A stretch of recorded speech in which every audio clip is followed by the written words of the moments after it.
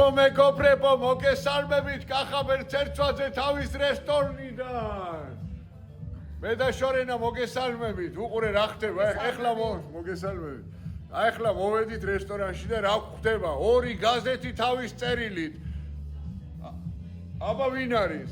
ჩვენი ჟურნალისტი ნინა მამუკაძეს წერილი წერია, ჩემ უღმესი მადლობა, წერია წერილში.